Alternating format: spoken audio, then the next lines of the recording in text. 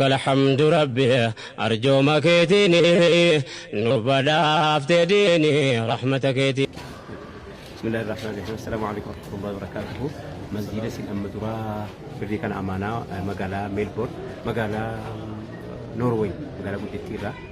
كانت تيرجتن بريكم أفرتني شان سين توري بريكم تيرجتن بريكم أفرتني فوق مسجد طلحتي فنكني مسجد طلحة يو أجر تاني تفيه كراتين وجراه في جرا كملة تلاقي حواس من عنده كناتين كاني ميجارمه برين كيسم كملة أفرتني تكو كون أفرتما كونو كم تكو كوريدا وريسان كوني مختار جدامو زاني مو أما بدأ سجدامه كوري مسجد طلحتي مالك كيسن كونو أمانة جران غيران ركابور الله إرجع كيسن اسمه أما دا بدو كيس namnummaan hundinuu masjiida bakka itti ijaaramutti bilokeetii tokkollee yoo keessa galfate rabbiin jannata keessa mana ijaaraaf jedhanii rabbiin birrii tana mana isinii haa ijaaruuf duniyaaf akkanatti illee dhukkuba ammaa kanarraallee rabbi isin haa baasu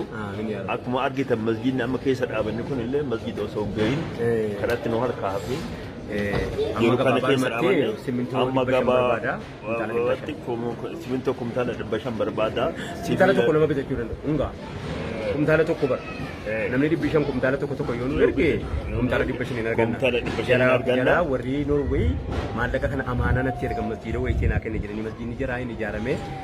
jennaani maallaqa kana amaanaa masjiida dhufe gati ta'e jennaanan xalahaadhaaf hayyama naa godhanii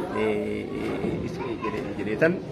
eega masjiida ergatanii jedheetan masjiida kana irratti deebisee masjiida takka simintoo takka takkallee yoo bitatanii ni ijaarratan jedhamee yaadama inshallah rabbiin kuree dhalaasan kun mutaalii ni kun amma badhaasoti maallaqa keessan amaanaa keessan bakkaan isinii gara assalaamu alaykum warahmatullahi wabarakatuh.